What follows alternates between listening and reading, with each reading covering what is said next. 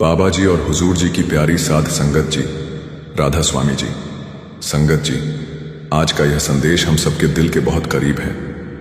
कल 26 अक्टूबर को इस महीने का अंतिम भंडारा डेरा ब्यास में अत्यंत प्रेम, श्रद्धा और शांति के वातावरण में संपन्न हुआ।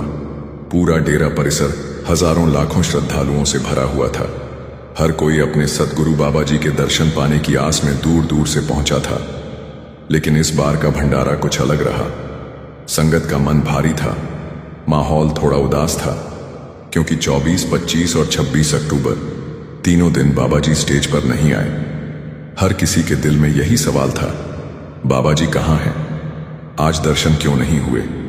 हाँ, 25 अक्टूबर को बाबा जी ने ओपन कार में बैठकर संगत को दर्शन जरूर दिए थे। उन कुछ ही क्षणों में जब बाबा जी की झलक मिली, पूरा मैदान राधा स्वामी जी के जय घोष से गूंज उठा। संगत की आंखें नम थीं, लेकिन दिल में एक अजीब सी शांति और अपनापन था, क्योंकि बाबा जी की एक झलक ही जीवन में नई ऊर्जा भर देती है। फिर भी सच्ची संगत का मन तभी भरता है जब बाबा जी स्टेज पर आकर भंडारे की रहमत बांटें, सवाल जवाब करें और अपने दिव्य दर्शन से सबको निहाल कर दें। लेकिन इस बार ऐसा नहीं हुआ। कई लोगों के मन में प्रश्न उठा, क्या कोई विशेष कारण है? क्या बाबा जी अस्वस्थ हैं? क्या संगत को चिंतित होना चाहिए? संगत जी, प्रेम पूर्वक निवेदन है, चिंता की कोई आवश्यकता नहीं है। सतगुरु कभी भी कुछ भी बिना कारण नहीं करते। हर बात, हर निर्णय, हर परिस्थिति मालिक की योजना के अनुसार होती है। कभी कभी बाबा जी बाहरी कार्यक्रमों से विराम लेकर आंतरिक सेवा, प्रशासनिक कार्य या रूहानियत से जुड़ी गहराइयों में व्यस्त रहते हैं। और याद रखिए, सतगुरु कभी संगत से दूर नहीं होते। भले ही हमारी आंखें उन्हें मंच पर न देखें, लेकिन उनकी निगाह, एक कृपा हर पल हमारे ऊपर बनी रहती है। बाबा जी ने खुद कई बार फरमाया है कि सच्चा दर्शन तब होता है जब अंदर बैठकर आत्मा को शब्द से मिलाया जाए।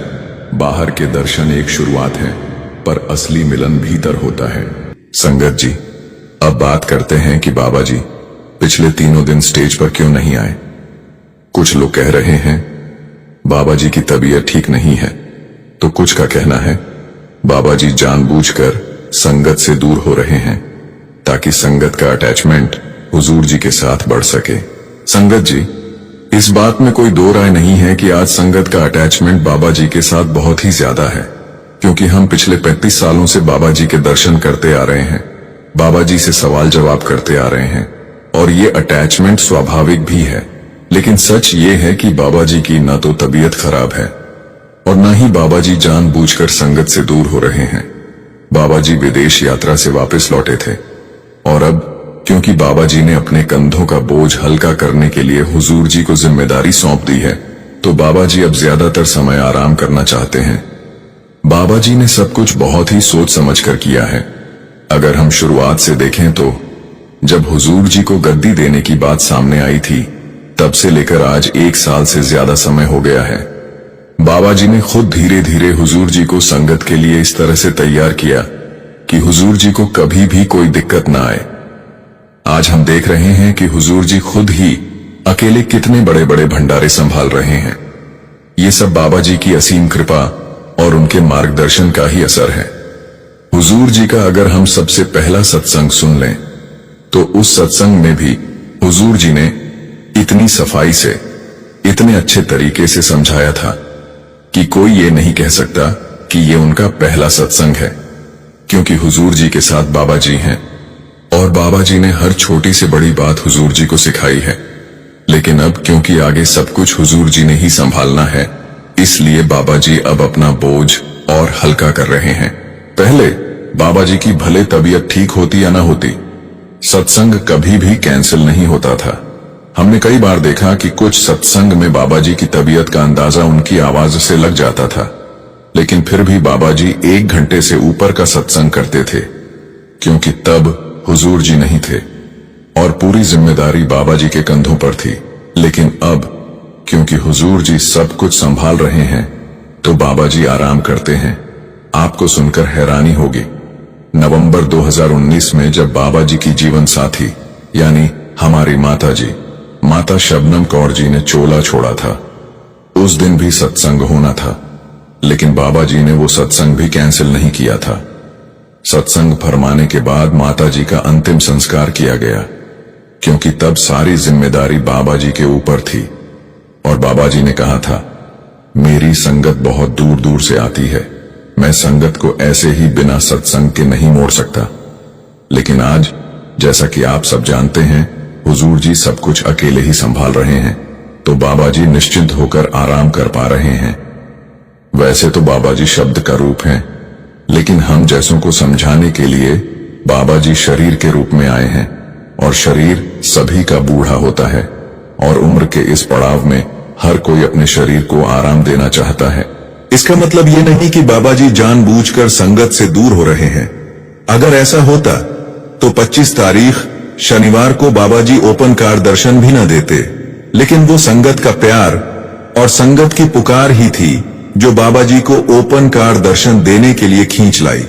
और जो कह रहे हैं कि बाबा जी की तबीयत खराब है, तो आपको बता दें कि ऐसा भी कुछ नहीं है। बाबा जी ठीक हैं।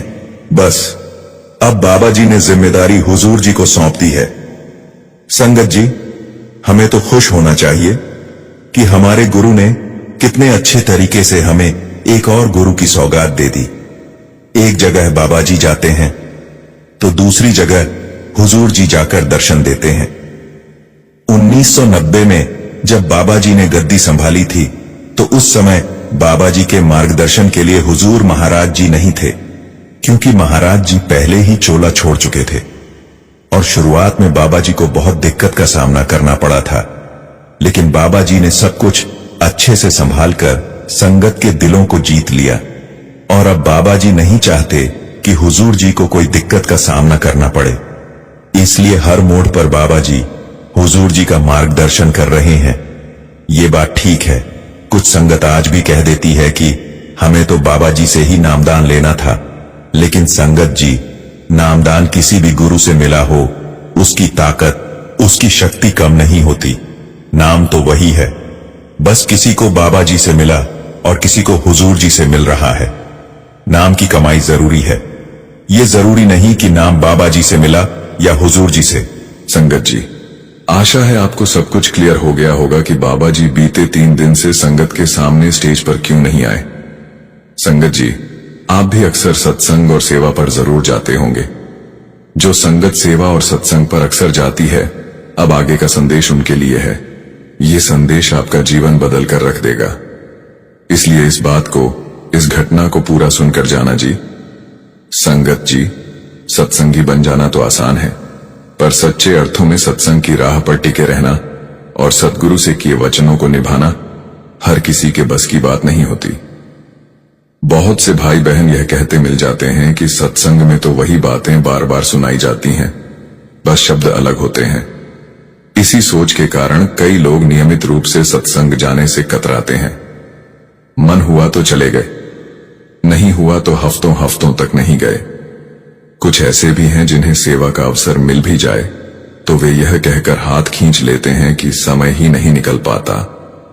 आज की इस वीडियो में मैं आपको एक ऐसा सच्चा प्रसंग सुनाने जा रहा हूं, जिसे यदि आपने पूरे दिल से सुन लिया तो हो सकता है आप खाना, आराम या अपनी कई आदतें छोड़ दें, लेकिन सत्संग और सेवा को कभी छोड़ने का मन नहीं करेगा। यह प्रेरणादायक घटना आपके भीतर ऐसी ऊर्जा और जोश भर देगी कि आपकी सोच, आपका नजरिया, पूरा जीवन बदल सकता है। ये बात 1990 के दशक की है, जब बाबा जी ने गद्दी संभाली और सत्संग देना प्रारंभ किया। तो उन्होंने एक बात पर अक्सर ध्यान दिया। जहां जहां भी सत्संग होता, देश के किसी भी कोने में एक बुजुर्ग सेवादार जैसे हर बार सबसे पहली पंक्ति में मौजूद होते थे। कोई भी सत्संग हो, वे हमेशा सबसे आगे बैठे दिखाई देते। सिर्फ इतना ही नहीं, बाबा जी ने यह भी गौर किया कि जब सेवादारों को दर्शन दिए जाते, तब भी वही बुजुर्ग हर बार सेवादारों की पंक्ति में नजर आते। अलग अलग शहरों और अलग अलग सत्संग कार्यक्रमों में बाबा जी उन्हें कई बार नोटिस कर चुके थे। एक बार सत्संग के दौरान बाबा जी ने अपने एक सेवादार को हल्के से इशारा किया और कहा कि उस बुजुर्ग को सत्संग के बाद मेरी कोठी में ले आना। सत्संग समाप्त होने पर बाबा जी मंच से नीचे आए और अपनी कोठी की ओर चले गए। जिसे जिम्मेदारी दी गई थी वह सेवादार तुरंत उस बुजुर्ग के पास पहुंचा और बोला, बाबा जी आपको भीतर बुला रहे हैं। यह सुनते ही बुजुर्ग की खुशी का ठिकाना नहीं रहा। उनके चेहरे पर जो चमक और भाव था वह शब्दों में बयान नहीं किया जा सकता। सेवादार के साथ वे अंदर पहुंचे और बाबा जी के इतने समीप दर्शन पाकर उनका हृदय भाव विभोर हो गया। बाबा जी ने प्रेम से पूछा, बाबा जी मैं आपको हर सत्संग में सबसे आगे बैठा देखता हूं। साल भर में जितने भी सत्संग होते हैं आप हर बार मौजूद रहते हैं और सत्संग से पहले और बाद की सेवा में भी पूरे मन से जुड़े रहते हो। क्या आपके घर वाले कभी आपको इतना सत्संग और सेवा करने से रोकते नहीं या कोई शिकायत नहीं करते? बुजुर्ग मुस्कुराए और विनम्रता से बोले, बाबा जी मेरे घर में मेरी पत्नी ही है। मेरी दोनों बेटियों की शादी कई साल पहले हो चुकी है। मेरी पत्नी खुद मुझे सत्संग पर जाने के लिए प्रेरित करती है। उनकी तबीयत ऐसी नहीं है कि वे खुद आकर सत्संग में बैठ सकें या सेवा कर सकें, लेकिन वे हमेशा यही कहती हैं कि जब तक तुम्हारा शरीर साथ दे रहा है इसे गुरु के काम में लगाओ। बाबा जी मैंने तो अपना यह तन पूरी तरह आपके नाम कर दिया है। मेरी यही प्रार्थना है कि जब भी मेरी अंतिम सांस निकले तो वो गुरु घर की सेवा करते हुए ही निकले। बाबा जी ने प्रेम भरी दृष्टि से उनकी बात सुनी। वे भली भांति जानते थे कि इस बुजुर्ग के भीतर सेवा और सत्संग के लिए इतनी गहरी लगन क्यों है, लेकिन फिर भी उन्होंने सहज भाव से पूछा, बाबा जी बताइए आपको सेवा और सत्संग से इतना प्रेम कैसे हो गया? यह लगाव कहां से आया? बुजुर्ग ने विनम्र स्वर में अपनी जीवन कथा सुनानी शुरू की। बाबा जी पहले मैं बहुत बुरे रास्तों पर था। मांस और शराब मेरे रोजमर्रा के हिस्से बन चुके थे। मालिक की ओर ध्यान देने का तो सवाल ही नहीं था। मैं दुनियावी सुखों में पूरी तरह उलझा हुआ था। बुजुर्ग आगे बोले, जब मेरी उम्र 60 वर्ष के करीब पहुंची तभी अचानक स्वास्थ्य बिगड़ने लगा। पेट में लगातार तेज दर्द रहता था। जांच करवाई तो डॉक्टर ने बताया कि पेट में एक रसौली बन गई है और उसका तुरंत ऑपरेशन करना बेहद जरूरी है। डॉक्टर ने साफ चेतावनी दी कि यदि ऑपरेशन न कराया गया तो रसौली फट सकती है और जान को खतरा हो जाएगा। उन्होंने मुझे कहा, घर वालों से बात कर लीजिए और तय तारीख लेकर ऑपरेशन करा लीजिए। डॉक्टर की बात सुनकर मैं घबरा गया। घर आकर मैंने सारी बात पत्नी को बताई तो वह भी बहुत परेशान हो गई। उन दिनों मेरा एक बहुत करीबी मित्र था, अब तो वो दुनिया छोड़ चुका है। वो एक सत्संगी था और हुजूर महाराज जी से नामदान लिया हुआ था। मैंने उसे भी पूरी बात बताई। उसने बड़े सहज भाव से कहा, इसमें डरने वाली क्या बात है, ऑपरेशन करवा लो, सब ठीक हो जाएगा। ठीक हो? मैंने हिचकिचाते हुए कहा, ऐसे ऑपरेशन में तो कुछ भी हो सकता है, जान का जोखिम है। मेरे उस सत्संगी मित्र ने दृढ़ता से जवाब दिया, अरे ऑपरेशन नहीं करवाया तो जान जाने का खतरा पक्का है, इसीलिए बेहतर है कि इलाज करा लो, इसी में भलाई है। बुजुर्ग ने आगे बताया, उसी शाम मेरा वह मित्र डेरे जाने की तैयारी में था। उसने मुझसे कहा, पहले डॉक्टर से पूछ ले कि वह ऑपरेशन की तारीख कब दे सकते हैं। अगर 2-3 दिन बाद की तारीख मिल जाए तो तू भी मेरे साथ डेरा चल। मैंने तुरंत डॉक्टर से बात की और बाबा जी आपकी कृपा देखिए, डॉक्टर ने 3 दिन बाद का समय दे दिया। आज सोचता हूं तो समझ आता है कि वे 3 दिन डॉक्टर ने नहीं, आपने मेरे लिए राखे थे, क्योंकि मेरे जीवन में जो होना था वह किसी छोटे चमत्कार से कम नहीं था। मैंने अपने दोस्त को बताया कि ऑपरेशन की तारीख 3 दिन बाद मिली है। यह सुनकर वह बोला, बस अब तू अपना सामान बांध ले और मेरे साथ निकल चल। उस समय मैं सत्संगी नहीं था। शराब और मांस मेरी दिनचर्या का हिस्सा थे, इसलिए मैंने संकोच में उससे कहा, भाई मैं डेरे जाने के लायक कहां हूं, तू तो जानता है कि मेरी आदतें कैसी हैं। मेरे दोस्त ने प्यार से समझाया, यही तो मौका है, अगर पहली बार मालिक के घर बुलावा आया है तो पीछे मत हट, कुछ मत सोच, सिर्फ मेरे साथ चल पड़। बुजुर्ग ने आगे गहरी भावनाओं के साथ कहा, उस दोस्त के बार बार आग्रह करने पर मैं उसके साथ डेरा आ गया। वह मेरे जीवन का पहला दर्शन था। पहली बार मैंने डेरा देखा। उस दिन के बाद से मानो मैं यहीं का होकर रह गया। मैंने आपका सत्संग सुना और जब मित्र को सेवा करते देखा तो मन में एक चमक सी हुई और मैंने भी थोड़ी देर सेवा में हाथ बटा दिया। 2 दिन डेरा रहकर हम घर लौट आए। 3 दिन बाद ऑपरेशन की तारीख थी, इसलिए मैं पत्नी और अपने उसी दोस्त के साथ अस्पताल पहुंचा। दिल तेज धड़क रहा था, बहुत घबराहट थी। ऑपरेशन से पहले डॉक्टरों ने मेरी पूरी जांच दोबारा करवाने का फैसला किया। पेट का स्कैन कराने के लिए मुझे लैब भेजा गया। कुछ देर बाद रिपोर्ट मेरे हाथ में थी, जिसे मैं डॉक्टर को देकर आ गया। रिपोर्ट देखते ही डॉक्टर अजीब से अंदाज में बोले, आप हमसे मजाक कर रहे हैं? मैं स्तब्ध था। समझ ही नहीं आया कि वे ऐसा क्यों कह रहे हैं। डॉक्टर ने गंभीर स्वर में कहा, अगर आपने किसी और जगह जाकर ऑपरेशन करवा लिया है तो फिर यहां ऑपरेशन के लिए क्यों आए हैं? यह सुनकर मैं हक्का बक्का रह गया। मैंने कहा, डॉक्टर साहब, आप कैसी बातें कर रहे हैं? डॉक्टर ने कंप्यूटर स्क्रीन पर स्कैन की इमेज दिखाते हुए कहा, देखिए, आपके पेट में जो रसौली 3 दिन पहले थी वह अब बिल्कुल नहीं है।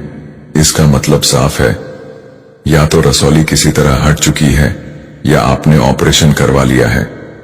मैंने तुरंत अपनी कमीज ऊपर उठाकर पेट दिखाया और कहा, आप खुद देख लीजिए, क्या आपको कहीं ऑपरेशन का एक भी निशान दिखाई दे रहा है? डॉक्टर ने ध्यान से देखा और उनकी आंखें अविश्वास में फैल गईं, मानो उन्हें अपने ही विज्ञान पर भरोसा न हो रहा हो। बुजुर्ग ने आगे बताया, डॉक्टर को लगा कि शायद लैब की रिपोर्ट ही गलत है। उन्होंने तुरंत लैब में फोन कर पुष्टि करवाई। वहां से जवाब मिला कि रिपोर्ट बिल्कुल सही है, कोई गड़बड़ी नहीं हुई। फिर भी डॉक्टर को विश्वास नहीं हुआ, इसलिए उन्होंने मुझे दूसरी लैब में भेज दिया। उनके मन में सवाल था कि 3 दिन में इतनी बड़ी रसौली अपने आप कैसे गायब हो सकती है।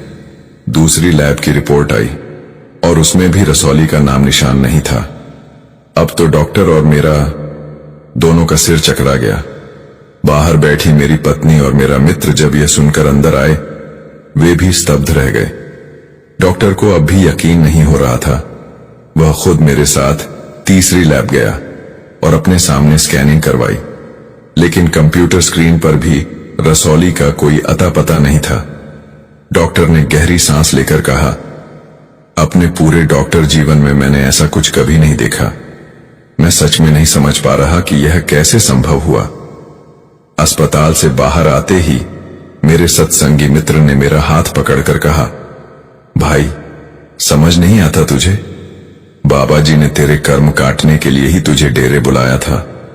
उस दिन घर पहुंचकर रात भर में सो नहीं पाया। आपकी छवि, आपका स्वरूप मेरी आंखों के सामने घूमता रहा।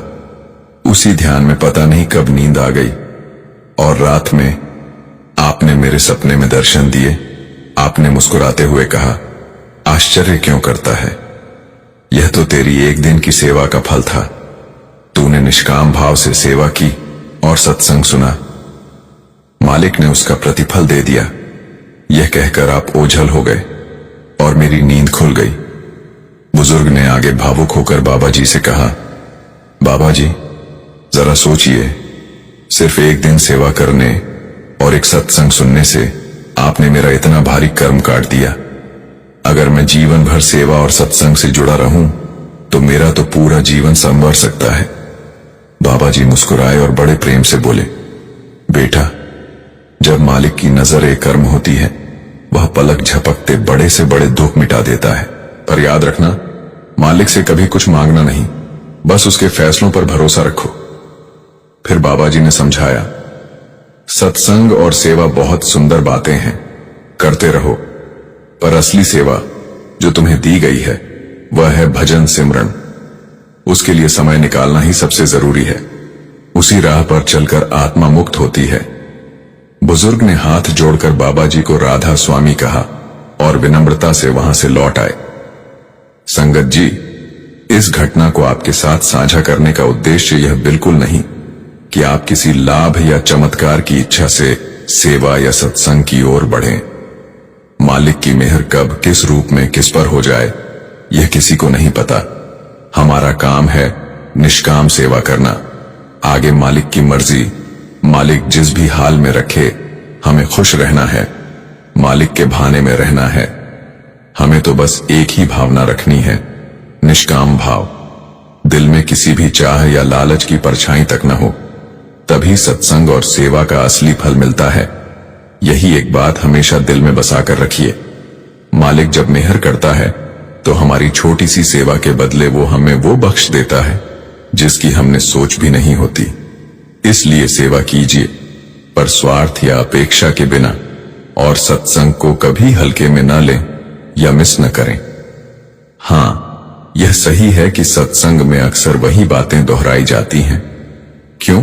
क्योंकि जब एक ही सीख बार बार हमारे मन में डाली जाती है तभी वह हमारे स्वभाव का हिस्सा बनती है और हम उस पर चलना शुरू कर देते हैं।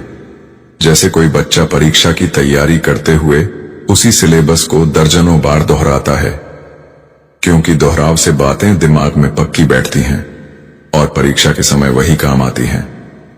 उसी तरह जैसे शरीर को हर दिन भोजन की जरूरत होती है, वैसे ही आत्मिक उन्नति के लिए रोजाना सत्संग का आहार जरूरी है।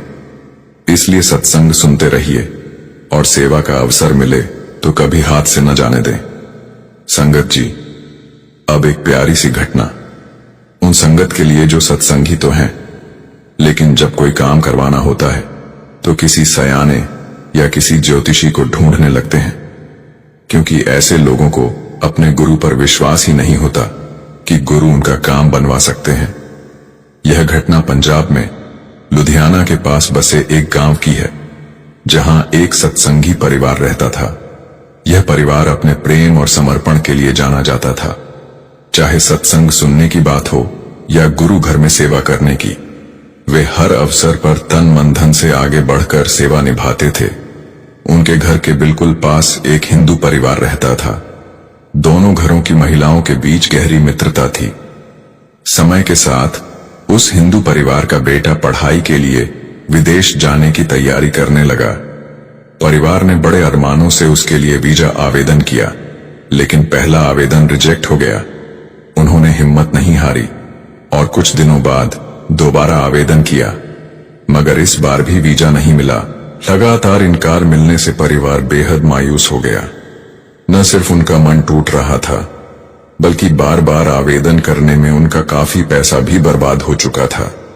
जब इस बात की खबर सत्संगी बीबी को मिली तो एक दिन पड़ोसन ने उनसे बातचीत में दुख व्यक्त करते हुए कहा, मुझे पता चला कि तुम भी अपने बेटे को विदेश भेजना चाहती हो, पर बार बार वीजा रिजेक्ट हो रहा है और पैसे भी हाथ से निकलते जा रहे हैं।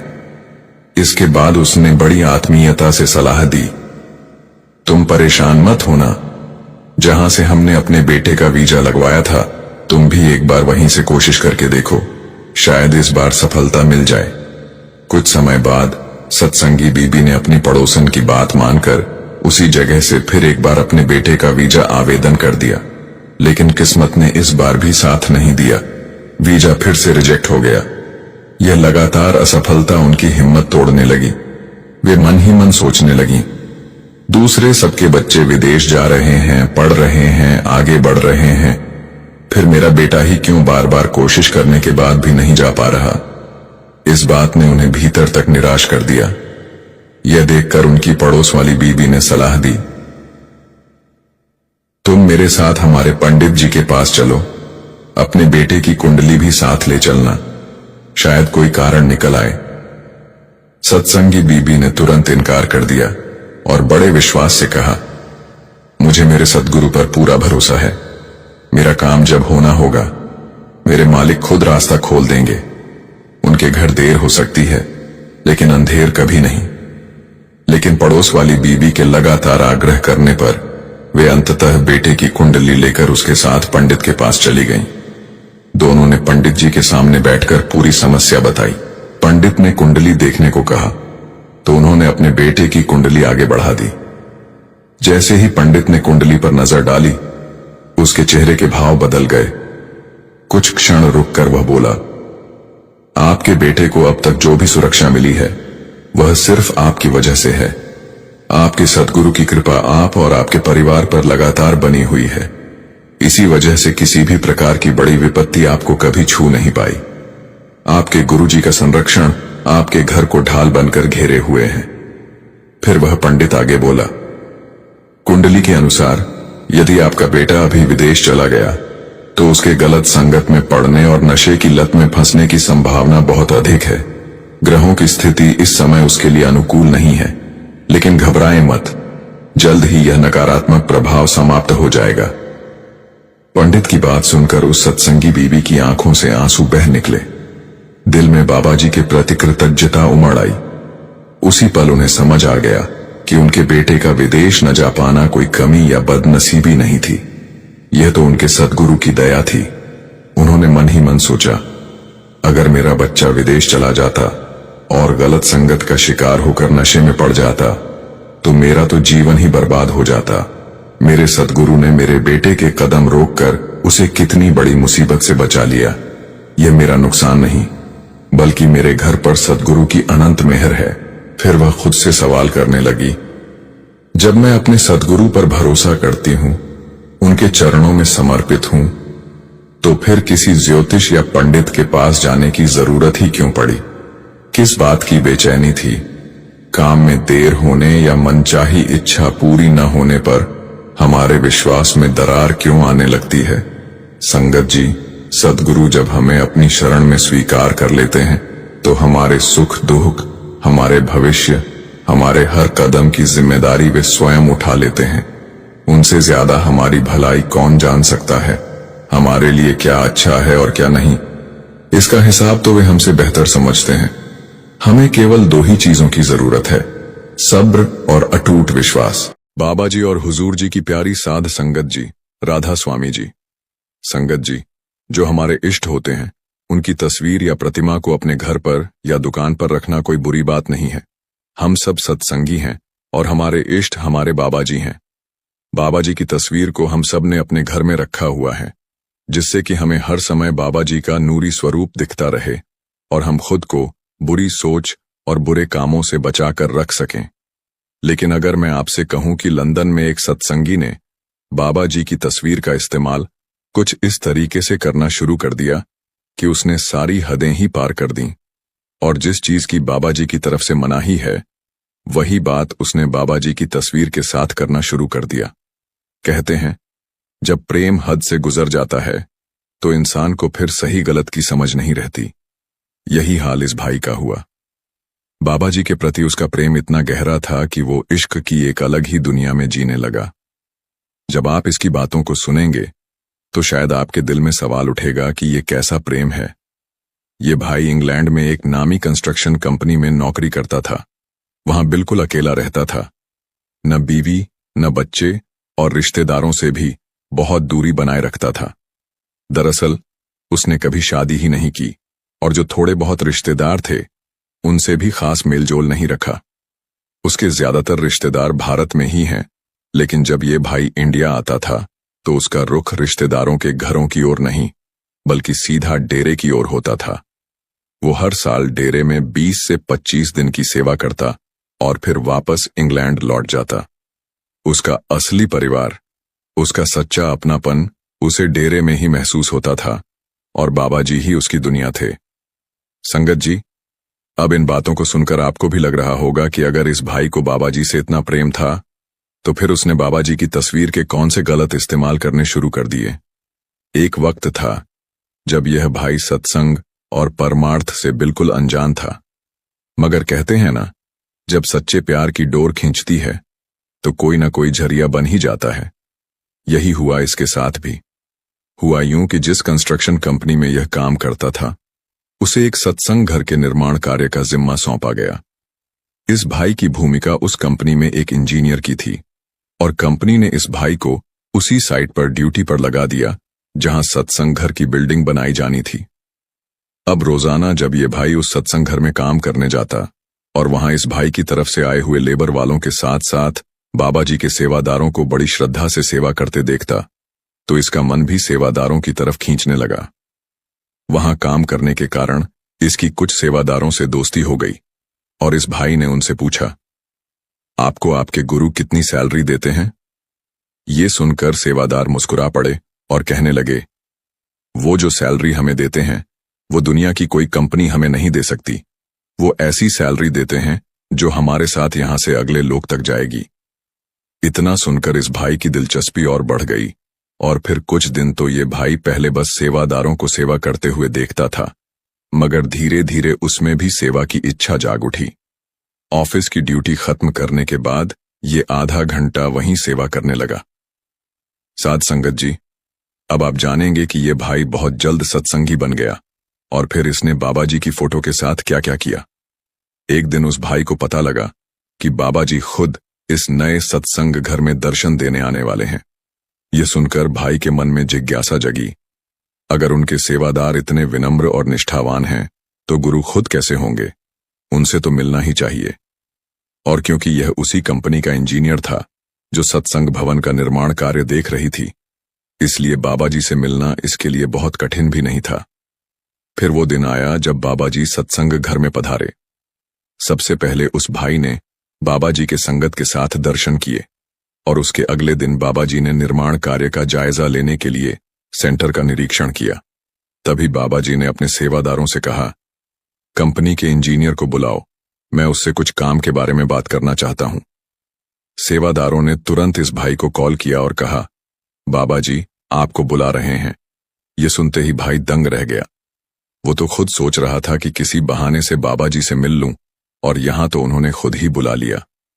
निर्धारित समय पर जब वह सेंटर पहुंचा और बाबा जी के सामने बैठा तो जैसे समय थम सा गया। जब उसने नजदीक से बाबा जी का चेहरा देखा तो उसकी सारी चेतना जैसे उसी प्रकाश में डूब गई। बाबा जी कुछ सवाल पूछ रहे थे, कामकाज की जानकारी ले रहे थे, लेकिन यह भाई तो बस बाबा जी के दर्शन में खो गया, उनकी आंखों में, उनके चेहरे की रोशनी में। बाबा जी सवाल पूछते रहे, लेकिन यह चुपचाप उन्हें निहारता रहा। पास खड़ी एक सेवादार बहन ने धीरे से उसके कान में कहा, आप बाबा जी के सवालों का जवाब क्यों नहीं दे रहे हो? तभी यह जैसे अपनी सुध में वापस लौटा। घबराकर, थोड़ा शर्मिंदा होकर उसने बाबा जी से माफी मांगी। बाबा जी ने मुस्कुराते हुए कहा, लगता है आप तो कहीं खो ही गए।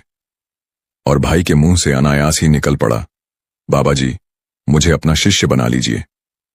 पास में खड़े एक सेवादार ने धीरे से उसे टोका, भाई साहब, बाबा जी आपसे सेंटर में चल रहे निर्माण कार्य के बारे में पूछ रहे हैं और आप कुछ और ही कह रहे हो।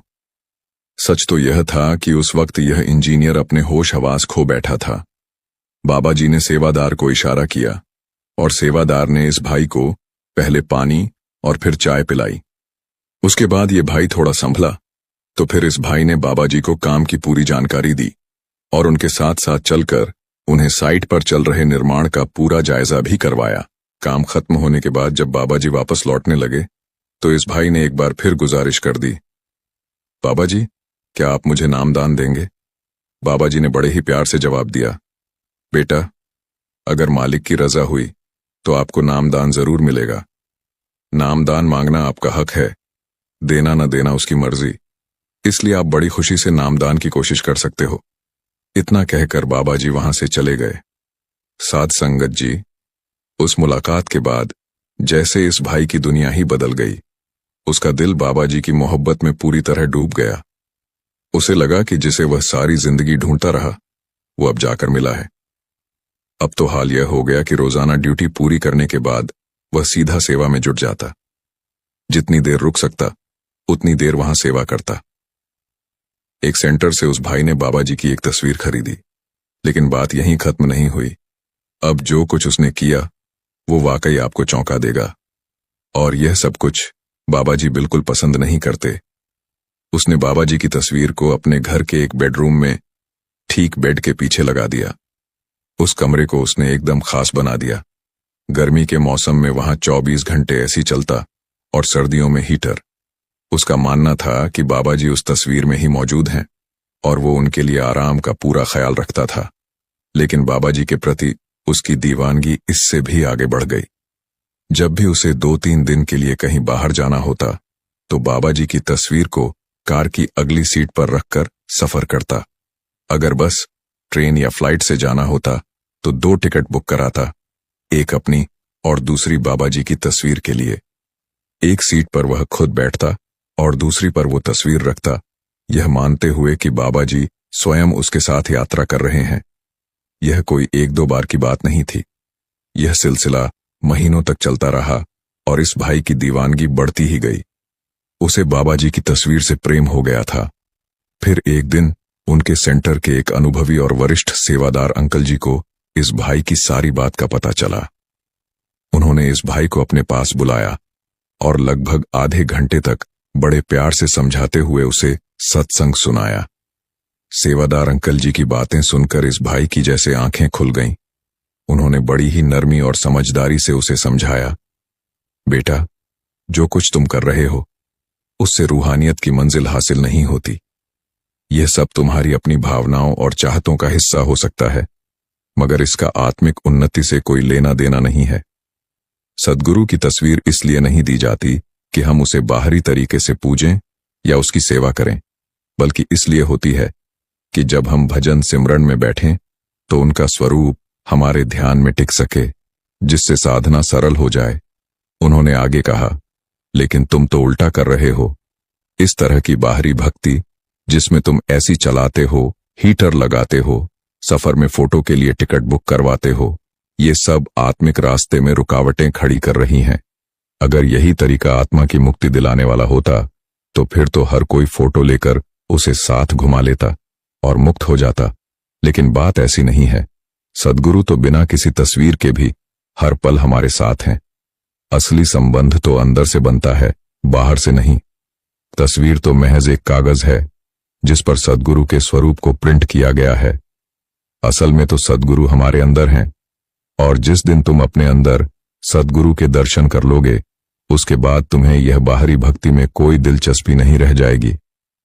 उन्होंने आगे कहा, तुम जो पैसा फोटो के लिए टिकट बुक करवाने या कमरे में विशेष इंतजाम करने में खर्च करते हो, उसे किसी जरूरतमंद की सेवा में लगाओ, किसी परमार्थ के काम में लगाओ। वह ज्यादा फलदायक होगा। और सबसे जरूरी बात यह कि अपने ध्यान को बाहर से हटाकर भीतर की ओर मोड़ो। भजन सिमरन ही तुम्हें उस असली जुड़ाव की तरफ लेकर जाएगा जिसकी तुम्हारी आत्मा को तलाश है। जब तक नामदान नहीं मिल जाता तब तक मेडिटेशन करो। अपने ध्यान को इकट्ठा करके आंखों के बीच ले जाने की कोशिश करो। अंकल जी के इन शब्दों ने उस भाई के दिल को गहराई तक छू लिया। उसे पहली बार एहसास हुआ कि उसकी भावनाएं भले ही सच्ची थीं, लेकिन तरीका गलत था। उसी पल उसने तय कर लिया कि अब वो बाबा जी की फोटो को इस तरह नहीं बरतेगा।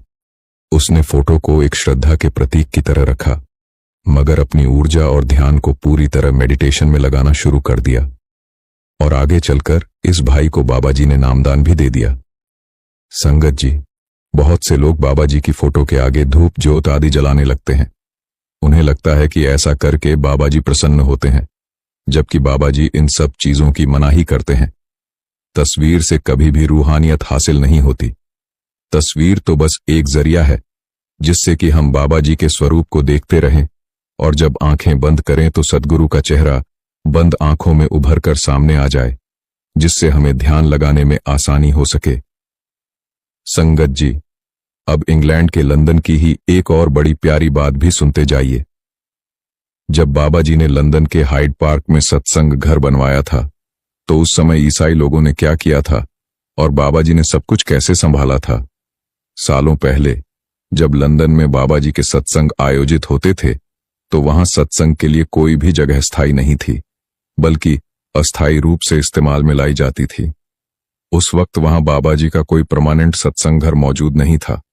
एक दिन बाबा जी ने वहां के सेक्रेटरी साहब को अपने पास बुलाया और उनसे कहा कि उन्हें लंदन में जमीन खरीदकर एक स्थायी सत्संग भवन बनाया जाए, जिससे संगत को एक स्थिर स्थान मिल सके।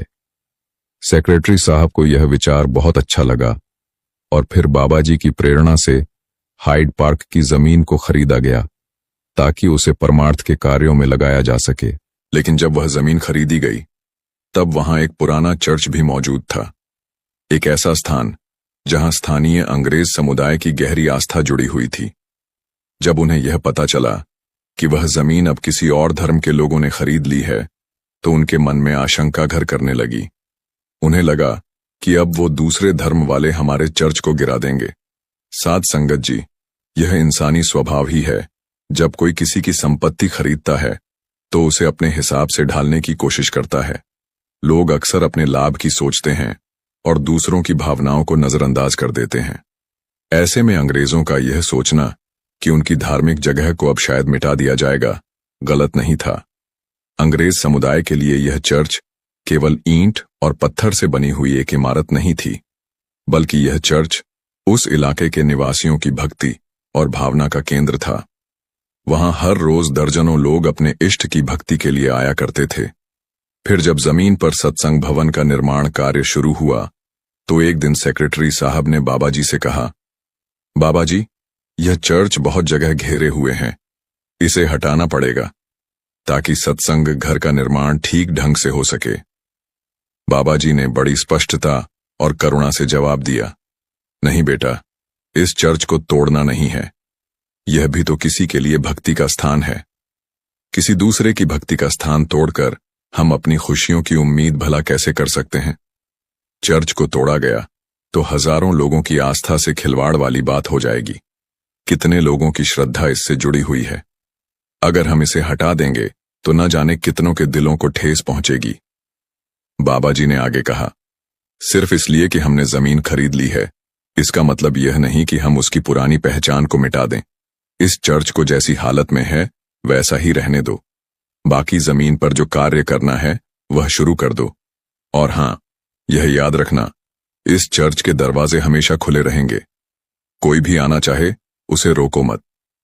किसी की भक्ति में बाधा डालना हमारा काम नहीं है। सबका मकसद मालिक की भक्ति करना ही है। तरीके भले ही सबके अलग हैं, इसलिए हमें दूसरों की सोच और आस्था का सम्मान करना है। बाबा जी के इन शब्दों में न सिर्फ गहरी समझदारी थी, बल्कि सच्ची इंसानियत भी झलक रही थी। यह वही दृष्टिकोण है जो हर धर्म को सम्मान देता है, और वह भी बिना किसी भेदभाव के।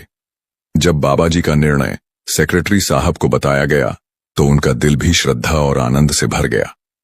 उन्होंने तुरंत उस इलाके के चर्च से जुड़े लोगों और वहां की कमेटी को इसकी सूचना दी। सबको साफ साफ बताया गया कि आपकी चर्च को किसी भी प्रकार से क्षति नहीं पहुंचाई जाएगी। न तो एक भी ईंट हटाई जाएगी और न ही किसी की आस्था को ठेस दी जाएगी। उन्हें भरोसा दिलाया गया कि जिस तरह पहले वे पूजा करने के लिए चर्च में आया करते थे, उसी तरह आगे भी आ सकते हैं। सत्संग घर और उनकी चर्च दोनों के दरवाजे दिन रात सभी के लिए खुले रहेंगे। उन्हें बताया गया कि यह चर्च पहले भी उन्हीं की थी और आगे भी उन्हीं की रहेगी। जब स्थानीय लोगों और चर्च की कमेटी के सदस्यों ने यह बात सुनी तो वे स्तब्ध रह गए।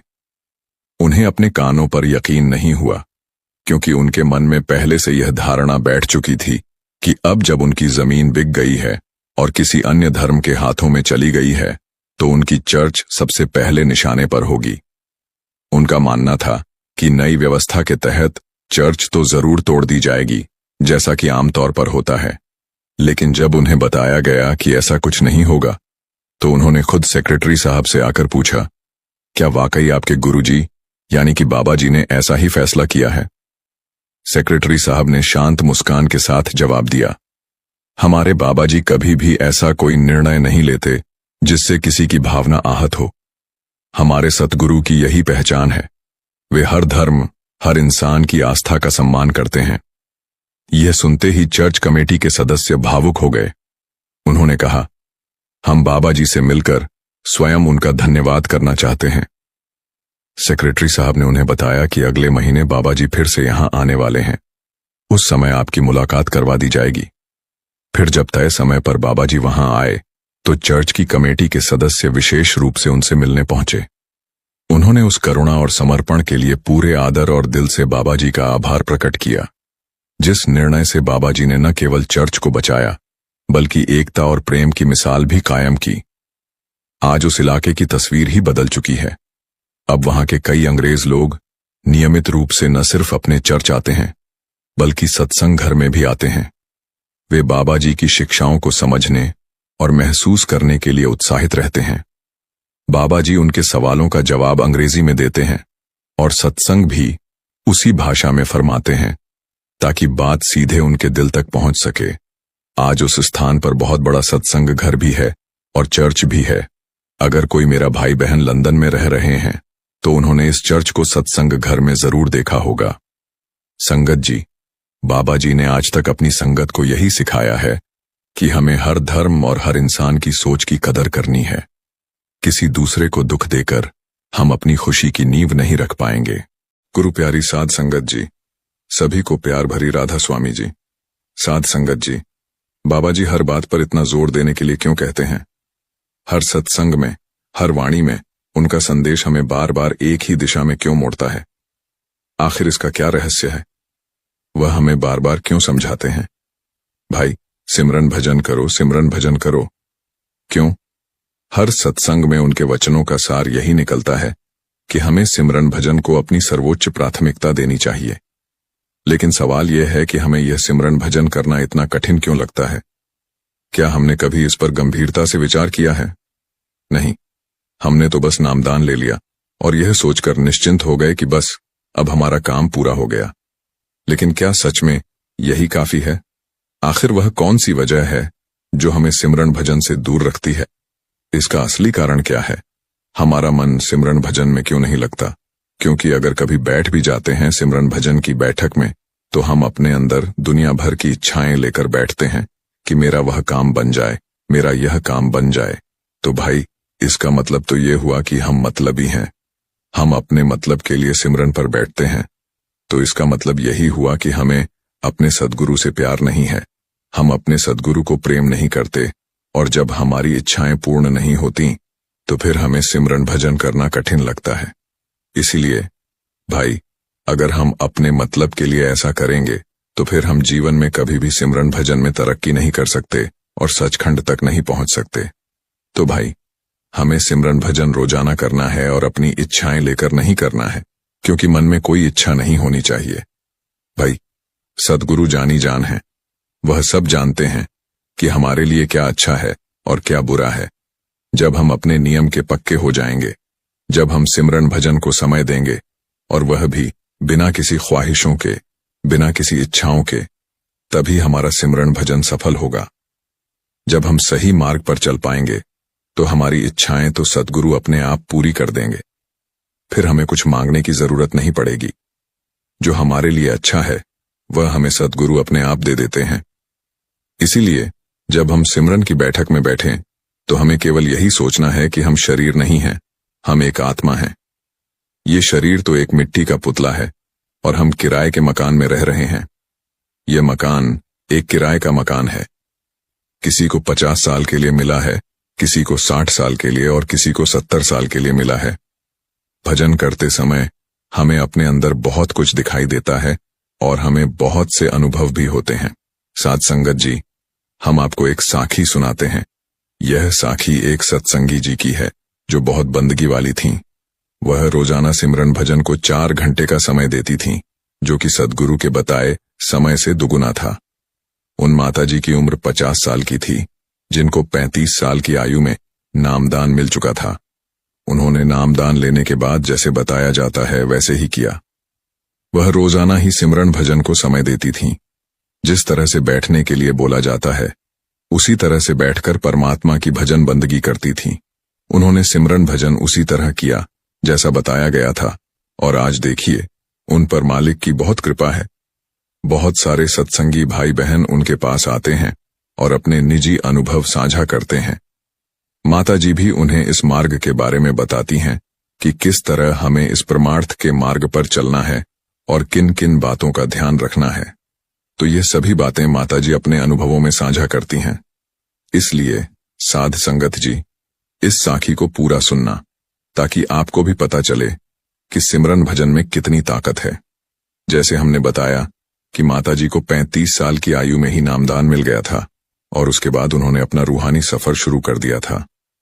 बिना नागा वह सिमरन भजन पर बैठती थीं। माताजी ने सभी संगतों को बताया कि अगर हम इस मार्ग पर चलने के लिए तैयार हैं तो हमें यह भी ध्यान रखना है कि हमें सद्गुरु की बताई हुई बातों पर चलना है।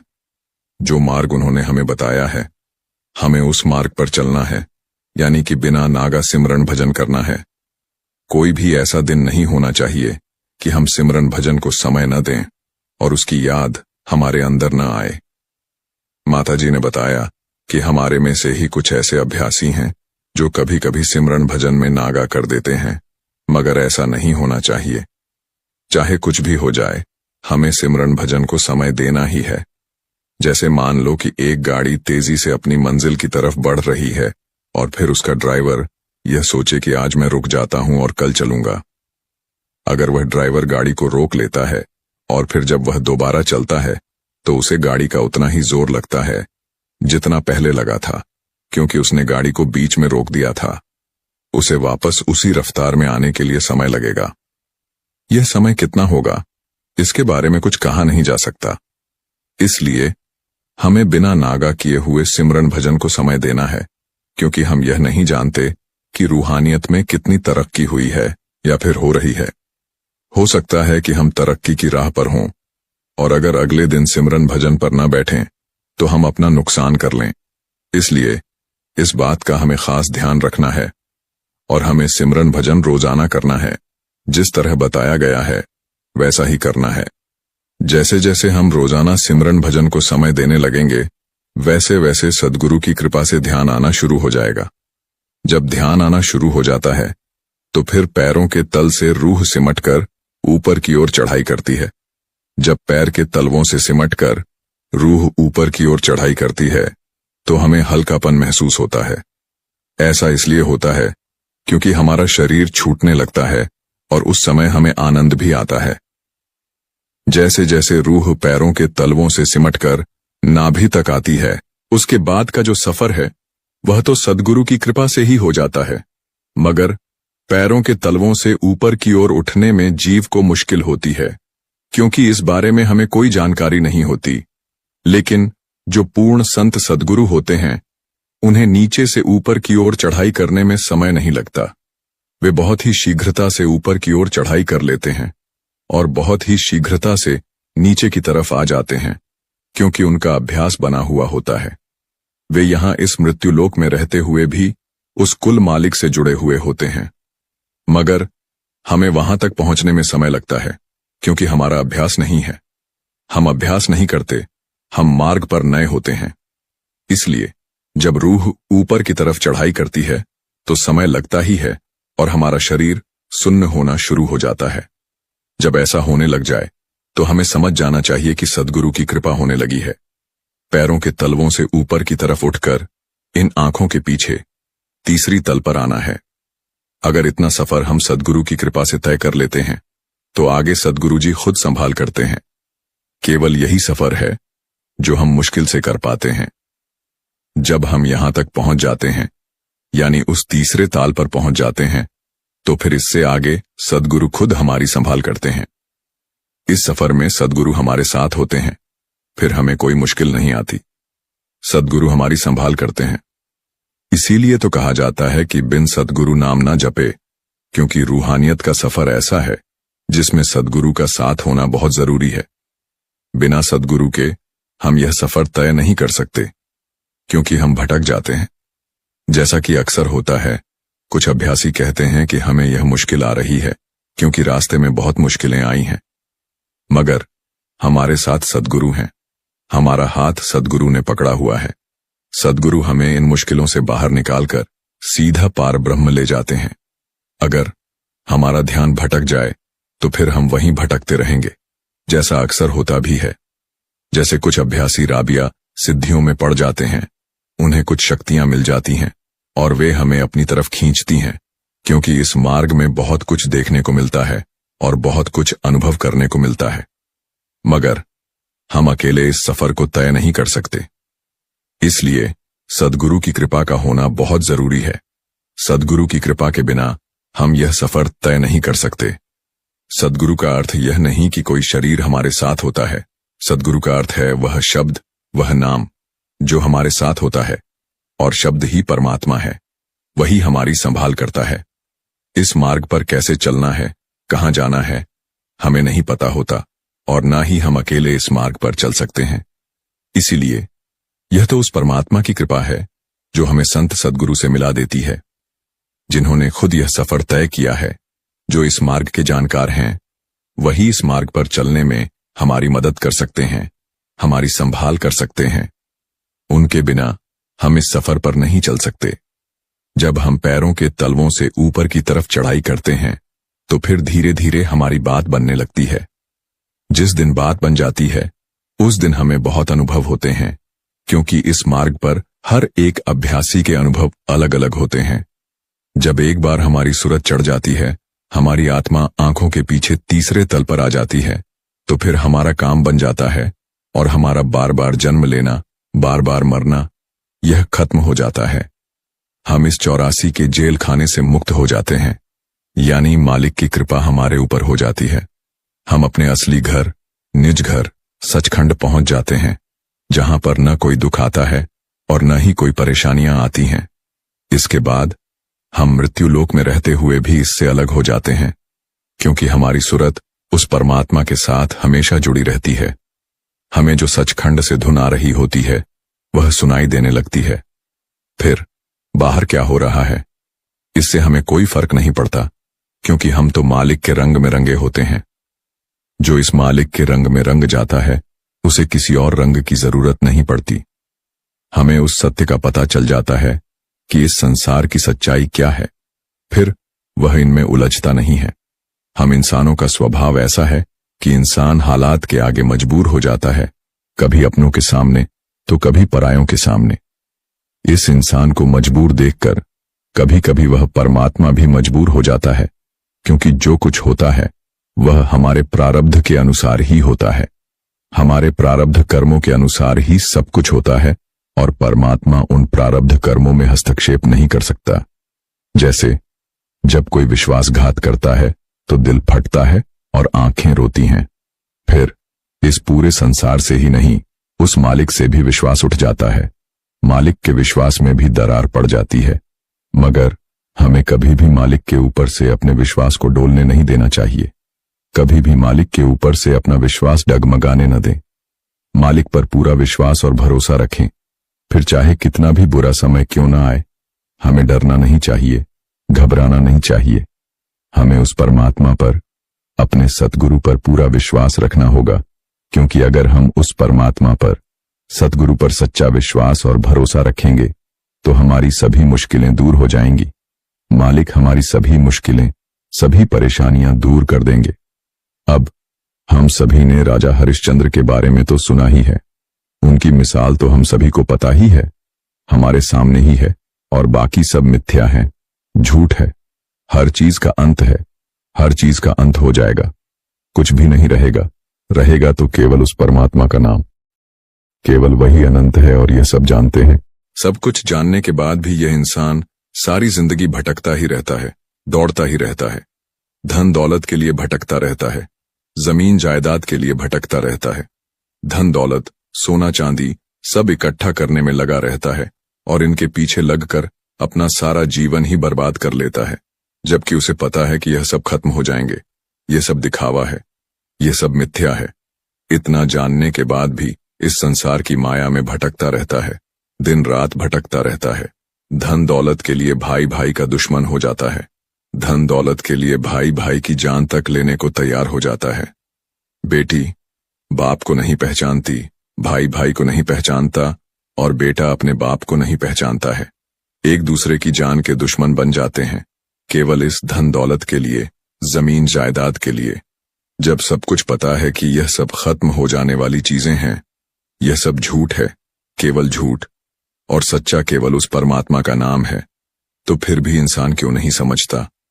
हम कितना प्यार करते हैं रुपए पैसे से, हालांकि सब जानते हैं कि पैसा इंसान को लालची बनाता है, स्वार्थी बनाता है, और फिर भी इस पैसे के लिए इंसान विश्वासघात जैसा पाप करता रहता है।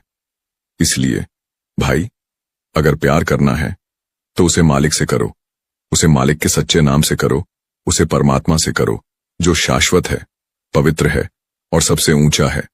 इसलिए वह प्यार करो जिसमें श्रद्धा जागे, ऐसा प्यार करो जिससे विश्वास पैदा हो जाए। वह प्यार करो जिससे पुण्य पैदा हो जाए, जो काम हमें पुण्य दे, और फिर वही पुण्य हमारा उद्धार करेगा। जो कमजोर है, जो हालात के आगे सर झुकाते हैं, जो हार मान जाते हैं, जिनका विश्वास जल्दी डोल जाता है, जिनके जीवन में अगर थोड़ी सी मुश्किलें आ जाएं तो वह घबरा जाते हैं और परमात्मा पर से भी अपना विश्वास उठा लेते हैं। ऐसे लोग कमजोर होते हैं। इसीलिए सद्गुरु जी कहते हैं कि ऐसे लोग कमजोर होते हैं जो हालात के आगे घुटने टेक देते हैं। परंतु कुछ इंसान ऐसे भी होते हैं जो इन हालातों पर सवार हो जाते हैं, यानी इनका मुकाबला करते हैं, इनसे डरते नहीं, घबराते नहीं, इनके आगे अपनी छाती तान कर खड़े हो जाते हैं, क्योंकि उनका परमात्मा पर, अपने सद्गुरु पर पूरा विश्वास होता है।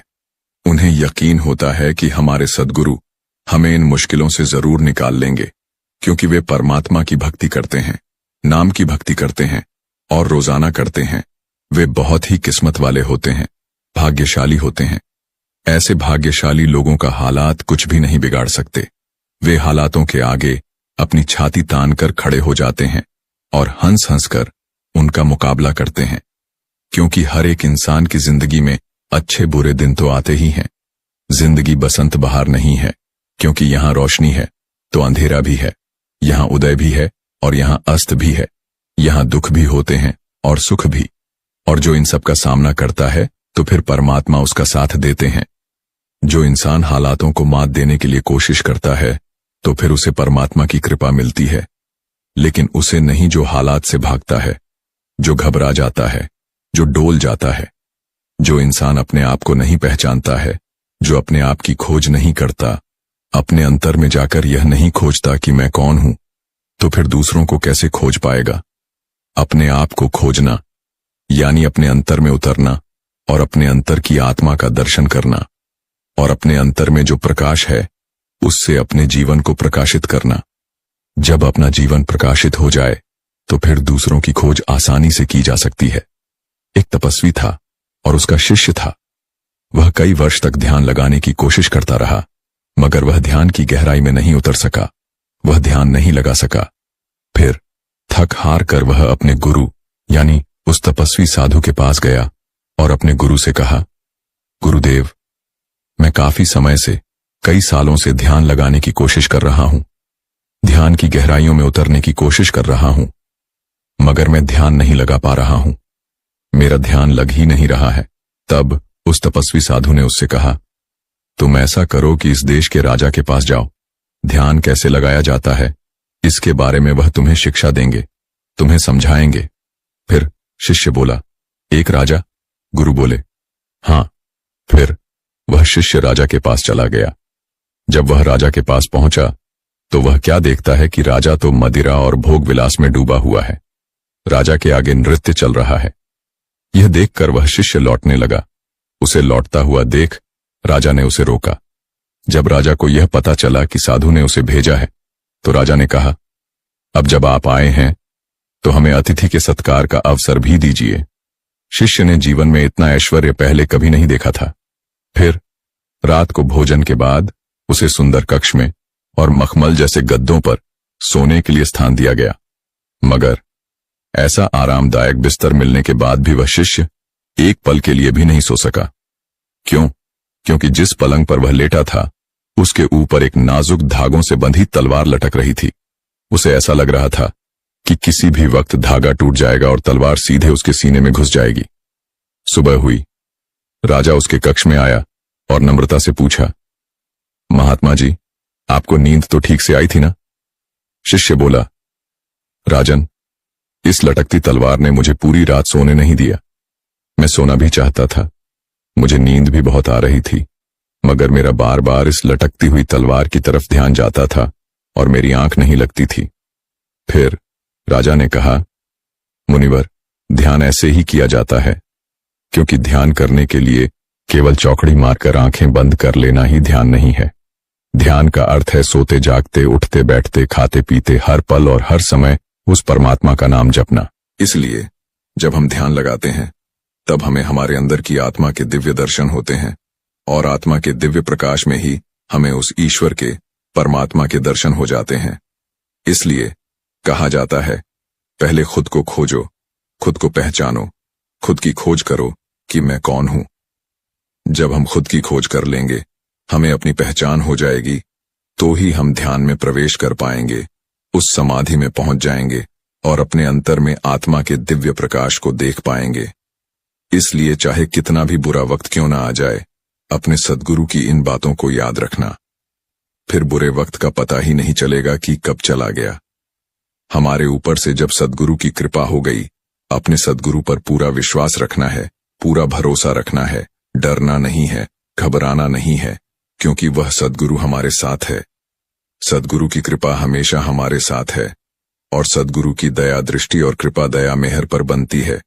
जो दिन रात सद्गुरु का नाम जपते हैं, नाम की कमाई करते हैं, जो हमेशा अपने अंग संग सद्गुरु को देखते हैं, जो हमेशा अपने आसपास सद्गुरु को देखते हैं, जिनके हृदय में सद्गुरु बसे हुए हैं, जो श्वास श्वास सद्गुरु का नाम जपते हैं, नाम की कमाई करते हैं, तो केवल उन्हें का सद्गुरु हर मुश्किलों में साथ देते हैं।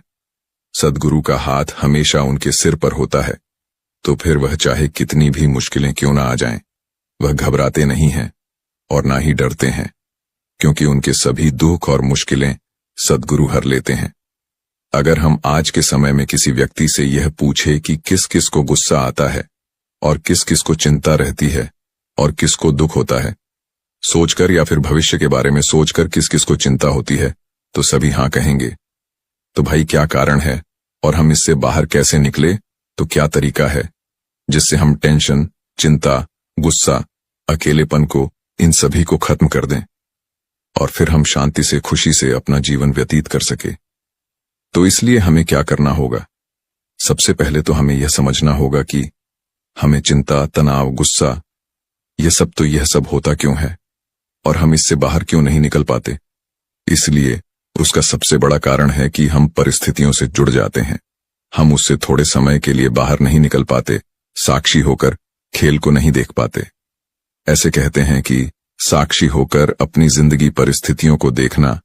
कई बार हमारे साथ क्या होता है कि जैसे मान लीजिए हमारे पास कोई हमारा मित्र आया और वह हमें अपनी जिंदगी के बारे में हमसे बात करता है कि मेरे साथ ऐसा हुआ, उसने मेरे साथ ऐसा किया, उसने मेरे साथ वैसा किया। फिर हम उससे कहते हैं कि कोई बात नहीं भाई, यह सब तो कर्मों का हिसाब किताब है, कर्मों का चक्र है। अगर उसने तुम्हारे साथ कोई बुरा किया है, कोई बात नहीं, आप चिंता ना करें। तो फिर हम उसे बहुत ही अच्छे तरीके से अपने सुझाव देते हैं और समझाते हैं, उसे बहुत अच्छी सलाह देते हैं। मगर जब हमारी बारी आती है, हमारे साथ ऐसा होता है, तो फिर क्या होता है? हम उसमें इतना उलझ जाते हैं कि हमें फिर उन परिस्थितियों से निकलने का कोई हल ही नहीं मिलता है। और फिर देख लो कि हम खुद को ही सही तरीके से एडवाइस नहीं दे पाते हैं, सलाह नहीं दे पाते हैं। और फिर हम क्या करते हैं कि उस समय में कुछ ऐसे तरीके अपनाते हैं कि जो हमारे लिए ठीक नहीं होते हैं, क्योंकि हम प्रॉब्लम में बहुत ज्यादा उलझ जाते हैं। इसलिए हमें यह सीखना है कि किस तरह से साक्षी होकर, साक्षी दृष्टा होकर हम अपनी जिंदगी को, जीवन को देख सके। कि इसलिए हमें आज ही एक चीज शुरू करने की जरूरत है। वैसे तो हमें यह पूरी जिंदगी ही करना है, मगर आज से शुरू कर ले, केवल 21 दिनों के लिए। क्योंकि अगर हम 21 दिनों तक किसी भी कार्य को करते हैं, तो फिर वह कार्य हमारा सफल होना शुरू होता चला जाता है।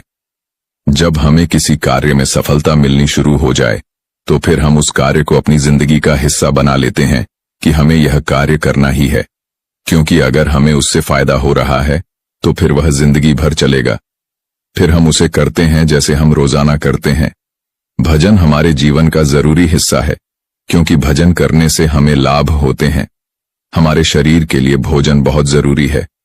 इसी तरह जब किसी काम को करने से जब हमें फायदा मिलना शुरू हो जाता है, तो फिर हम उसे अपने जीवन का हिस्सा बना लेते हैं। इसीलिए हमें क्या करना है कि पूरे दिन में हमें, यानी 24 घंटे के समय में से हमें अपने लिए, खुद के लिए केवल 15 मिनट निकालने हैं। और इन 15 मिनटों में हम क्या करेंगे, तो यह हम आपको आगे बताएंगे। मगर पहली चीज, आज से ही रोजाना 15 मिनट के लिए दिन में 4 बार अलग अलग स्रोत। इसलिए सबसे अच्छा समय है सुबह सुबह 3 से 5 बजे के बीच में ब्रह्म मुहूर्त में उठकर, और रात को सोने से पहले 15 मिनट। तो ये तो हो गए 2। और इसके अलावा दोपहर को या शाम को एक समय फिक्स कर लेना है कि मुझको ये 15 मिनट खुद के लिए निकालना है, या 15 मिनट मुझे खुद को देने हैं। और उन 15 मिनट में क्या करना है कि लोगों के शोर से किसी शांत सी जगह में चले जाना है, एकांत में, क्योंकि एकांत और मौन इसकी बहुत ही महिमा है। और अगर हमें एकांत में रहना आ जाए, अकेले नहीं, बाहर से नहीं, अंदर से फ्रेश होना है, एकांत में रहना है। 15 मिनट के लिए किसी से कोई बात नहीं करनी है, मोबाइल, टीवी सब कुछ साइड में कर देना है। और फिर उन 15 मिनट में अपनी जिंदगी में जो कुछ भी हो रहा है उसके प्रति सोचना बिल्कुल बंद कर देना है। ज्यादातर लोग क्या करते हैं, उनकी क्या सोच है कि हमारे जीवन में जो भी हो रहा है, जैसी भी परिस्थिति है, तो हम चाहते हैं कि ऐसा नहीं होना चाहिए, और यह मेरे साथ क्यों हो रहा है, और हमारा और हमेशा मेरे साथ ही ऐसा क्यों होता है और किसी के साथ ऐसा क्यों नहीं होता। तो उन 15 मिनट के अंदर हम जो सोचते रहते हैं अपनी जिंदगी के बारे में, ऐसा क्या होगा, अब क्या हो रहा है, तो उसे बिल्कुल भूल जाना है। 15 मिनट के लिए उन बातों को अपने दिमाग से बिल्कुल ही निकाल देना है, और 15 मिनट के लिए जो हमारे जीवन में हो रहा है तो उसे स्वीकार कर लेना है, पूरी तरह से स्वीकार कर लेना है। ये नहीं सोचना कि मेरे साथ ऐसा क्यों हो रहा है, ऐसा नहीं होना चाहिए, हमेशा मेरे साथ ही ऐसा क्यों होता है। और कहीं ऐसा ना हो जाए तो इन 15 मिनट में इन परिस्थितियों से बाहर निकल जाना है, इनके बारे में बिल्कुल भी नहीं सोचना है, अपने दिमाग को बिल्कुल खाली कर देना है, फ्रेश कर देना है। फिर चाहे हमारी जिंदगी में कुछ भी क्यों ना हो रहा हो, तो उसे हमें केवल 15 मिनट के लिए भूल जाना है, छोड़ देना है, उन पर ध्यान ही नहीं देना है। और केवल ये सोचे कि ऐसा समय चल रहा है, ऐसा हो गया है तो कोई बात नहीं, क्योंकि कोई भी स्थिति अगर हमारे जीवन में आती है तो वह जाती जरूर है, हमेशा नहीं रहती है, हमारे जीवन में हमेशा नहीं रहती है। इसलिए इन 15 मिनट को खुद के लिए निकालो, या थोड़ा सा समय खुद को दो कि मैं कौन हूं। मैं एक शांतिपूर्ण ऊर्जा हूं, इसलिए हम आपको यह 4 महत्वपूर्ण बातें बताते हैं। तो हमें केवल इनको सुनना ही नहीं है, हमें यह अपनाना भी है, खुद पर अपनानी है कि जिंदगी की स्थिति कुछ और है और मैं अलग हूं, क्योंकि मुझे खुशी, ताकत, इसके लिए कुछ नहीं करना है, कुछ नहीं चाहिए, मुझे कहीं नहीं जाना है, बस मुझे खुद को अनुभव करना है। मगर हम खुद को अनुभव क्यों नहीं कर पाते? क्योंकि हमारा जो दिमाग है तो यह हमेशा ही भूतकाल, भविष्यकाल, तो इनके बारे में ही सोचता रहता है, हमारा ध्यान केवल इनकी तरफ है। इसलिए जब तक हम दिमाग को इन चीजों से बाहर नहीं निकलेंगे, जब तक हम यह सोचना नहीं बंद करेंगे भूतकाल के बारे में, भविष्यकाल के बारे में, और अपना ध्यान खुद पर नहीं लाएंगे, तो तब तक हम उस पावर को जो कि हम खुद है, उसका हमें कैसे अनुभव हो पाएगा। इसीलिए हम यह 4 तरीके आपको बताएंगे। अगर आप अपना लेते हैं, अगर आपका मन एकाग्र नहीं होता है तो आप इनको लिख भी सकते हैं, और अगर आपको लगता है कि आपका मन और बुद्धि आसानी से एकाग्र हो जाते हैं तो फिर लिखने की जरूरत नहीं है। इसीलिए क्या करना है, पहले 2 मिनट के लिए अपने आप को ऐसा महसूस करें कि मैं एक शक्ति हूं, ऊर्जा हूं, शांतिपूर्ण ऊर्जा हूं। और दूसरा क्या महसूस करना है कि मैं पावरफुल एनर्जी हूं। फिर मेरी जिंदगी में चाहे कुछ भी चल रहा है, हमें उसे पर ध्यान ही नहीं देना है। केवल 15 मिनट के लिए मैं एक शक्ति हूं, एनर्जी हूं। इसलिए आप इसकी रोजाना प्रैक्टिस करें। 1 बार सुने, 2 बार सुने और 3 बार सुने, और फिर उसके बाद आपको खुद ये महसूस करना है, खुद को समझना है। एक तरीका तो यह है कि हम ये सुने, और दूसरा तरीका है कि आप खुद पर ध्यान देना सीख जाएं, खुद को समझना सीख जाएं। क्योंकि अगर आप अपने माँ को समझना सीख गए और आप 15 मिनट के लिए बैठ गए शांति से, तो फिर देखना कि आपका अपने मन पर कंट्रोल आता जाएगा, आपका मैन आपके कहने में हो जाएगा, आपके वश में हो जाएगा। इसीलिए हमें यह करना है, पूरे दिल से अपने ध्यान को बाहर से पूरी तरह से हटाकर खुद पर केंद्रित करना है। अपना पूरा ध्यान बाहर की बातों से, बाहरी विचारों से खाली कर देना है, हटा देना है, और अपने पूरे ध्यान को खुद पर ले आना है। मेरी जिंदगी कैसी चल रही है, कोई क्या कर रहा, फलाना क्या कर रहा है, वह क्या कर रहा है, और लोग मुझे क्या कह रहे हैं। तो केवल थोड़े समय के लिए इन्हें अपने दिमाग से बाहर निकाल दें, क्योंकि यह ऐसी चीज है जो कि मेरे कंट्रोल में है ही नहीं। और अपने पूरे ध्यान को खुद पर लगाएं और थोड़े समय के लिए अपने दिमाग से सभी नेगेटिव विचार बाहर निकाल दें और भूतकाल और भविष्यकाल को भूल जाए। केवल थोड़े समय के लिए, यहां तक कि आप अपने इस शरीर को भी भूल जाएं कि मेरा शरीर है ही नहीं। बस आपका मस्तिष्क इस बात को नहीं मान रहा है, और इसका भी एक कारण है कि दरअसल हमारे मस्तिष्क को इस तरह से ट्रेंड किया गया है कि आज वह अपनी कुछ बेसिक बातों को भी भूल गया है। और इसलिए जैसे आप अपने मस्तिष्क को व्यर्थ की चीजों से हटाने में सफल हो जाते हैं, क्योंकि ध्यान में पहुंचने की प्रथम स्टेज है, तो फिर आप सो जाते हैं। इसीलिए आज मैं आपको कुछ ऐसा बताने जा रहा हूं जिससे कि फिर आपका मस्तिष्क खुद आपको ध्यान की अवस्था में ले जाएगा, और फिर उसे अवस्था में जाना आपके लिए इतना आसान हो जाएगा कि फिर आप सोचते ही ध्यान में प्रवेश कर जाएंगे। और ध्यान ही नहीं बल्कि यह एक कॉन्सेप्ट आपकी जिंदगी से वह सभी चीजें जिनको संत महात्मा कहते हैं कि यह आपके जीवन की उन्नति में रुकावट पैदा करती है, जैसे कि काम, क्रोध, लोभ, मोह, अहंकार, यह विकार जो कि आपका ध्यान लगाने में सबसे बड़ी रुकावट पैदा करते हैं। इसीलिए जो आज हम आपको बता रहे हैं तो सिर्फ इन 5 चीजों का सकारात्मक उपयोग करने के लिए ही उकसा जाएगा। इसलिए ध्यान लगाने के लिए आपको और कुछ नहीं करना है, केवल आप ध्यान के त्रिकोण के विषय में जितना पहले से जानते हैं तो उन सभी को कुछ समय के लिए भूल जाना है, कम से कम उतनी देर के लिए जितनी देर आपको हम यह बात बता रहे हैं और आप सुन रहे हैं, केवल इतना समय, क्योंकि हमने आपको पहले ही बता दिया है कि आपके मस्तिष्क को गलत तरीके से ट्रेन किया गया है, और इस बात को हम आपसे कुछ प्रश्न करके प्रमाणित करते हैं। तो अपने आप से प्रश्न पूछिए कि विचार और ध्यान का क्या संबंध है, और क्या आप इस बात से सहमत हैं कि विचार शून्यता ही ध्यान में ध्यान लगाने के लिए आपको पहले विचारों को खत्म करना होगा और उन्हें आने से रोकना होगा। अपने मस्तिष्क में दौड़ रहे विचारों की श्रृंखला को शांत करना होगा, तभी आप ध्यान में जा सकते हैं। और अगर आपका ध्यान के संबंध में ऐसी ही कोई धारणा है तो फिर ध्यान से सुने कि यह गलत धारणा है, और इस गलत जानकारी के साथ ध्यान लगाने से आप केवल यह प्रयास कर रहे हैं कि जैसे कोई किसी सूखे वृक्ष को हरा भरा करने के लिए उसकी सूखी हुई डालों पर पानी डाल रहा है, क्योंकि उसे पता नहीं है कि जड़ों में पानी डालने से वृक्ष खुद हरा हो जाएगा। अगर आप ध्यान की दिशा में आगे बढ़ रहे हैं तो फिर निश्चित ही आपने पाया होगा कि जितना समय आप जाग रहे होते हैं और सोते वक्त भी, आप जब तक आपको गहरी नींद नहीं आ जाती है तब तक आपके चित्त में कोई ना कोई विचार लगातार चलते रहते हैं। इसलिए आज हम इन विचारों को हटाने की कोशिश बिल्कुल नहीं करेंगे, बल्कि यह जानें कि क्या ध्यान लगाने के लिए विचारों की तरफ कोई जरूरत भी है। और फिर जैसे ही आप इस तरफ ध्यान देंगे तो फिर आप पाएंगे, अरे मैं तो गलत तरफ दौड़ लगा रहा था, क्योंकि वह सब करने की जरूरत ही नहीं है थी जो मैं अभी तक कर रहा था, और मैं खुद भी इसी विधि से ध्यान लगाने में सक्षम हो सका, क्योंकि मैंने गौर किया कि जिस चीज के बारे में आप अपने दिमाग को यह आदेश दीजिए कि इसके बारे में नहीं सोचना है, तो फिर आपका दिमाग उसके बारे में जरूर सोचेगा, और फिर जितना ज्यादा आप जोर देंगे कि इसके बारे में नहीं सोचना है, तो फिर उतना ही ज्यादा हमारा दिमाग उस चीज के बारे में सोचता है। और ये चीज केवल आपके साथ ही नहीं होती, क्योंकि ये सभी के साथ होती है।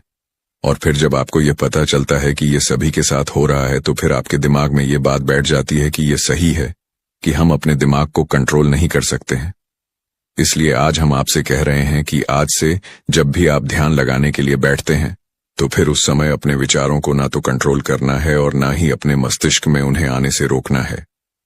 आपको केवल यह देखना है कि विचार आपके अंदर आ रहे हैं और जा रहे हैं। विचार की जो भी धाराएं आपके अंदर दौड़ रही हैं तो उनको केवल देखते रहे।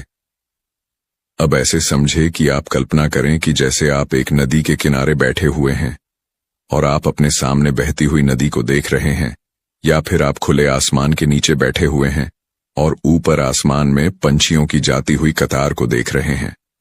और इन सभी कंडीशन में आप केवल यही कर सकते हैं कि इन्हें बैठकर केवल देख सकते हैं, सिर्फ क्योंकि ना ही आप बहती हुई नदी को रोक सकते हैं और ना ही आसमान में उड़ने वाले पक्षियों को रोक सकते हैं। और फिर ऐसी दशा में क्या होता है कि नदी आपको बिना डिस्टर्ब किए हुए बहती रहती है, पक्षी भी उड़ जाते हैं आपको छुए बिना ही। और बस ऐसा ही केवल आपको उस समय करना है जब आप ध्यान करते हैं। आपने अपने मन के विचारों के उड़ते पक्षियों को, जब विचार की बहती हुई नदी को चुपचाप किनारे खड़े होकर देखना है, जैसे कि आप एक किनारे पर बैठे हुए हैं और विचारों को देख रहे हैं। आप चाहे कोई भी विचार चाहे आए चाहे जाए, आपको कोई मतलब नहीं।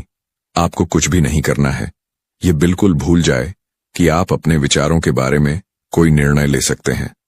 वह स्वतंत्र है, इसलिए अपने विचारों को छोड़ दें, उन्हें आने जाने दें। आप केवल उन्हें देखते रहे, कुछ भी ना करें, उनसे कोई भी छेड़छाड़ ना करें। कोई विचार आ रहा है तो उसे रोकना, और आ जा रहा है तो उसे वापस लाने की कोशिश ना करें।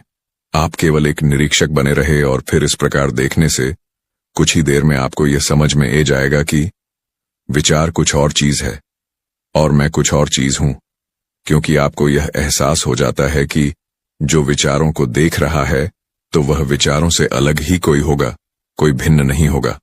और फिर जैसे ही यह एहसास होता है तो फिर वह अद्भुत शांति आने लगती है जिसकी तलाश में आप हैं, क्योंकि उसे समय कोई भी चिंता आपकी नहीं है, क्योंकि आपको पूरी तरह से समझ में आ गया है कि यह विचार मैं नहीं हूं, और इनका काम तो आना और जाना, और ये आते हैं तो आए और जाते हैं तो जाएं।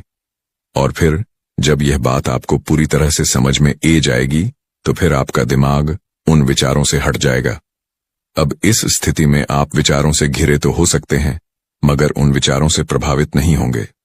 अब इसको ऐसी स्थिति समझो कि मान लो कि आप एक ट्रेन में बैठे हुए हैं और ट्रेन लगातार चल रही है, और फिर ट्रेन चाहे ही एक जगह से दूसरी जगह दौड़ लगा रही है, जा रही है, मगर उसके अंदर आप एकदम एक जगह पर बैठे हुए हैं और उसे ट्रेन को दौड़ते हुए देख भी रहे हैं। और इसी तरह से हमारे विचार हैं, वह ट्रेन बनकर भागते रह जाते हैं और आप सिर्फ भीतर बैठकर उन्हें देखते रहते हैं। और फिर जब आपके अंदर यह अनुभव पैदा हो जाता है कि मैं विचार नहीं हूं, तो फिर उसी सब में विचार खत्म होने शुरू हो जाते हैं, निर्जीव होने लग जाते हैं, क्योंकि विचारों की शक्ति ही इसमें है कि हम समझे कि वे हमारे हैं, हम अपने आप को उनसे जोड़े रखें। इसी से विचार शक्तिशाली हो जाते हैं।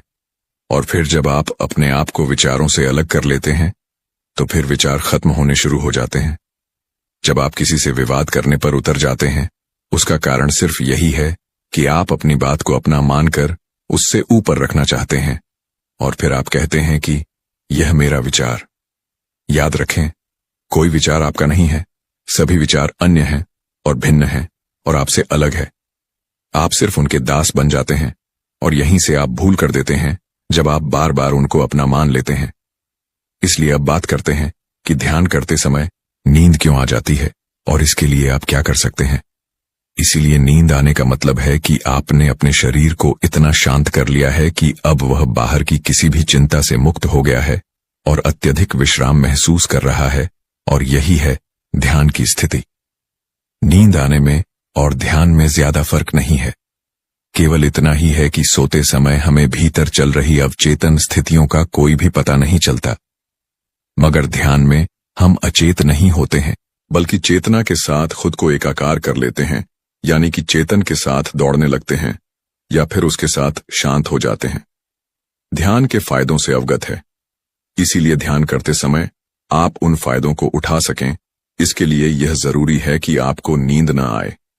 इसलिए इसका जो सबसे सरल उपाय है कि जब तक आप ध्यान में जब चाहे तब अपनी इच्छा को इच्छा के अनुसार जानने में सफल नहीं हो जाते, तब तक खुद के लिए थोड़े से नियम बनाएं, और जिसमें सबसे पहला नियम है कि ध्यान में उस समय में बैठे जिस वक्त आप पहले से ही अपनी जरूरत भर की नींद ले चुके हों।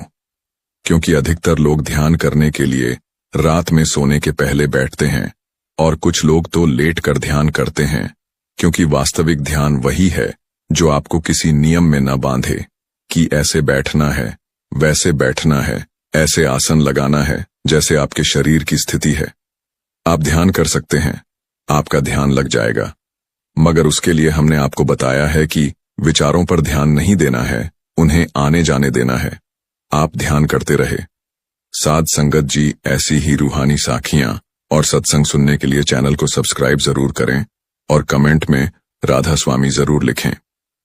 राधा स्वामी जी।